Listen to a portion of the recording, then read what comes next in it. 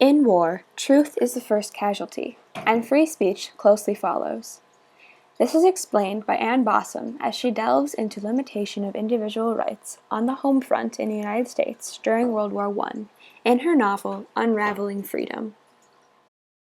Bossom begins with the sinking of the Lusitania by a German U-boat. This was an act of wartime aggression that would incite a battle cry for Americans and a pivotal moment in the progression to war. Bossom speaks about the struggle of the people aboard the Lusitania when it was hit, such as Captain Schwager, who fought to keep the Lusitania afloat until he no longer could. A lack of a way to address the passengers on the Lusitania led to a frenzy of terrified people, who in the end only made the ship sink faster. Out of the 1,962 individuals on the boat, few survivors lived to tell their miraculous tale of survival. Americans, outraged, shouted, "Remember the Lusitania." He then speaks of how World War I was agreed upon.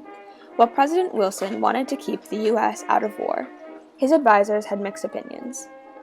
When a declaration of war met Congress, it was approved in days. America's hyphens, or Americans with mixed origin, such as German Americans, were scared and silenced. Many of them took steps to become naturalized citizens. Bossom goes on to talk about the limitations created for Americans out of fear. There were harsh procedures for identifying spies, penalties for interfering with war, and censorship. The Sedition Act of 1918 silenced Americans who criticized the government and redefined free speech. Americans rushed to eradicate all things German. Anyone who disagreed would be coined pro-German or radical, both deadly stigmas. Propaganda posters of the time encouraged support of the war, even at the expense of free speech. People were scared to say anything anti-war or pro-German for fear of being arrested or prosecuted. German Americans found it increasingly hard to thrive in wartime America. Woodrow Wilson turned away from the injustices that Germans faced. The Espionage Act of 1917 even tried to silence newspapers and magazines that threatened the war effort. After the war, the Sedition Act was repealed, but technically, the Espionage Act still is intact today. The German community has since struggled to rebuild itself. The wartime atmosphere of America led many outsiders to shed their traditions and be more American. Some wrongs from this war took decades to right. Others have forever altered the American way of life.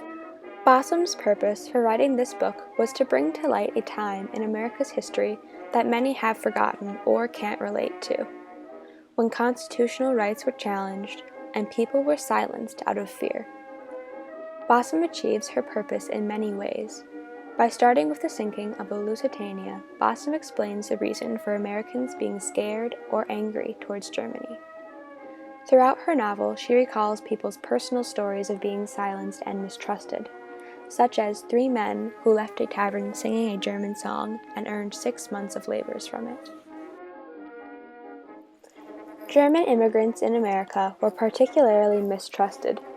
Bossom states that tensions over who could be trusted, whether criticism of the war effort symbolized disloyalty, what it meant to be an American, and whether one could retain connections to a motherland during wartime would dominate the American home front for the rest of the decade.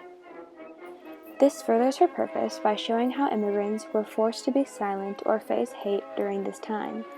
Bossom depicts a cautionary tale in her novel about silencing people out of fear.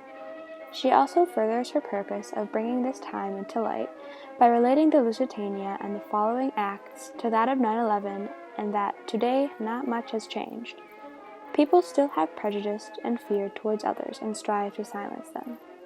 But Bossom gives us this novel as a reminder of what people can do when they have great fear.